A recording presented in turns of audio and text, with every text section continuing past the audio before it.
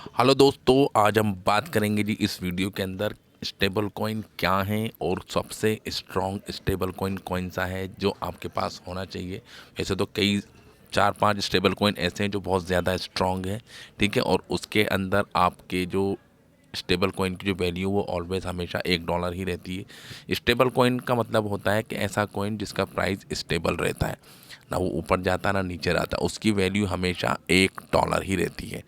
Stable coin को क्यों use करते हैं? स्टेबल कॉइन को यूज़ हम इसलिए करते हैं कि मार्केट के अंदर जो स्टेबिलिटी को वो बरकरार रखते हैं, यानी कि आज की डेट में उसकी वैल्यू $1 ही है और आने वाले 1 साल के बाद भी उसकी वैल्यू $1 ही होगी, और पीछे अगर जाएंगे जी 1 साल या 2 साल पहले तब भी उसकी वैल्यू $1 ही थी, इसलिए उनको स्टेबल कॉइन कहा जाता है।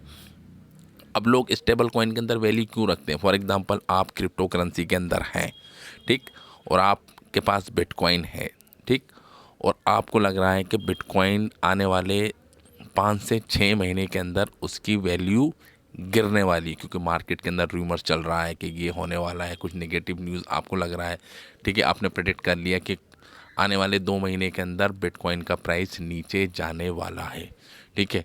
तो उसके लिए आप क्या करेंगे? दो ऑप्शन है, या तो आप अपने बिटकॉइन को बेच देंगे, ठीक है, और उस बेचने के बाद आपके पास जो अमाउंट आया, आपकी जो लोकल करेंसी आई, आप उसको अपने अकाउंट के अंदर डाल देंगे। एक तो तरीका ये है, ठीक है, बचने का।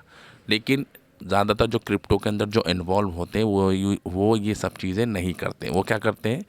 उस पर्टिकुलर बिटकॉइन को बेच देते हैं और उसके बदले में एक स्ट्रॉन्ग स्टेबल कॉइन को ख़रीद लेते हैं, ठीक है। और स्टेबल कॉइन क्या होता है कि क्रिप्टो करेंसी ही होती हैं, ठीक है, उसकी वैल्यू हमेशा $1 ही रहती है। तो लोग क्या करते हैं?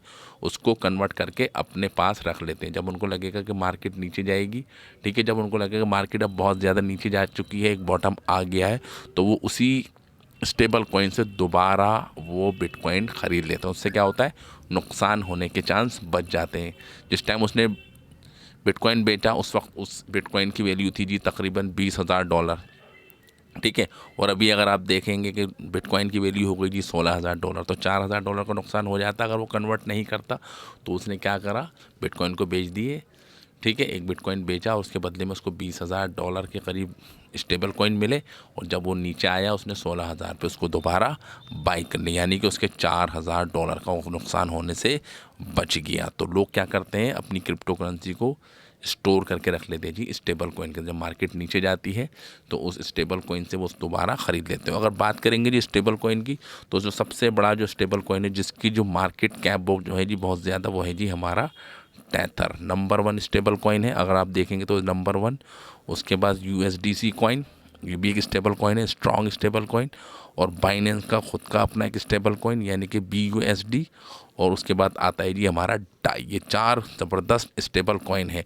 और किसी टाइम पे आप देखेंगे टेरा USD भी किसी टाइम पे एक स्टेबल कॉइन होता था, लेकिन उसके अंदर कोलैप्स हुआ और उसकी वैल्यू हो गई जी 0। तो उसकी कोई वैल्यू नहीं रही। अगर आप देखेंगे टेरा USD, तो वो उसका कहीं से कहीं तक नाम नहीं है, आप यहाँ पर देख भी सकते हैं, ठीक है। टेरा USD नंबर 11 की रैंक पे आता है जी अगर स्टेबल कॉइन की बात करें। बट इसके अंदर पैसा लगाना बेवकूफ़ी है, क्योंकि बहुत ज़्यादा नुकसान लोगों का इसने कर दिया। तो अब जो सबसे स्ट्रॉन्ग जो स्टेबल कॉइन है वो है जी हमारे ये 4 ही हैं, ठीक है। टेथर, टेथर्स अगर आपके पास है तो आप इससे बिटकॉइन भी ख़रीद सकते हैं, ERC भी ख़रीद सकते हैं, ट्रोन भी ख़रीद सकते हैं, जो मर्ज़ी आप चाहें इसके अंदर ख़रीद सकते हैं। अब इसके कई सारे वर्जन होते हैं स्टेबल कॉइन के, यानी कि टेथर आप ट्रांसफ़र करना आप लोग को लगता है कि टेथर सबसे स्ट्रॉन्ग स्टेबल कॉइन है, ठीक, लेकिन आप उस टेथर के ज़रिए से चाहते हैं कि बाइनेंस की ब्लॉकचेन के ऊपर बने हुए टोकन्स आप बाई करना चाहते हैं, तो आपके पास टेथर जो होना चाहिए USDT वो BEP20 वाला होना चाहिए। तो आप जो है ना उसको बाई कर सकते हैं। अगर मैं इसके ऊपर क्लिक करूं, हम टेथर के ऊपर आए, टेथर के अगर आप देखेंगे तो नंबर 3 रैंक है जी ओवरऑल क्रिप्टो करेंसी मार्केट का।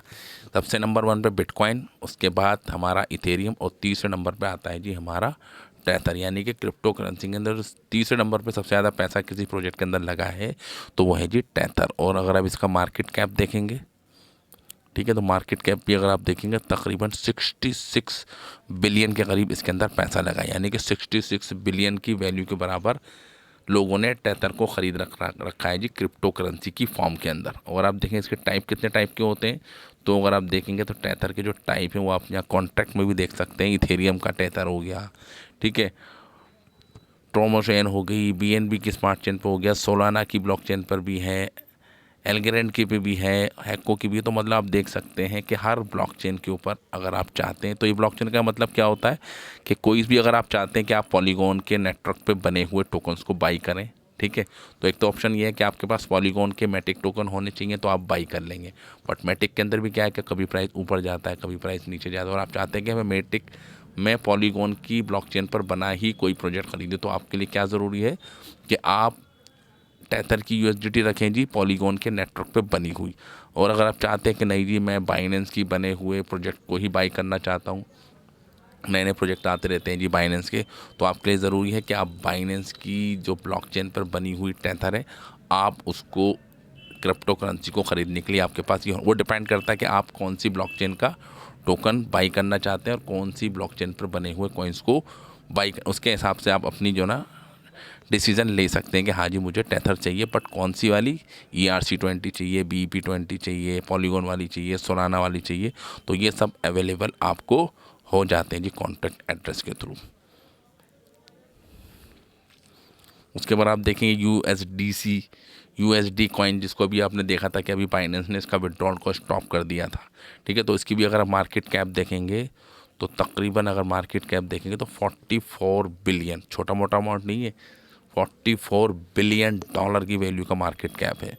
बाइनेंस का खुद का अपना BUSD कॉइन, ठीक है, तो उसको भी देखेंगे तो स्टेबल कॉइन के हिसाब से तीसरे नंबर की रैंक आती है, तो 18 बिलियन के करीब मार्केट कैप है जी बाइनेंस की BUSD की, यानी कि इतनी वैल्यू के बराबर BUSD मार्केट के अंदर। ये भी आप देख सकते हैं कई तरह के होते हैं। डाई, ठीक है, डिसेंट्रलाइज एक्सचेंज पर बना हुआ एक ज़बरदस्त स्टेबल कॉइन है, जिसके ऊपर आप देखेंगे कि बहुत ज़्यादा जो डिसेंट्रलाइज वे के अंदर लोग अपनी प्रीफर करना चाहते हैं, सेंट्रलाइज पे नहीं जाते, तो वो डाई के ऊपर ज़्यादा प्रीफर करते हैं।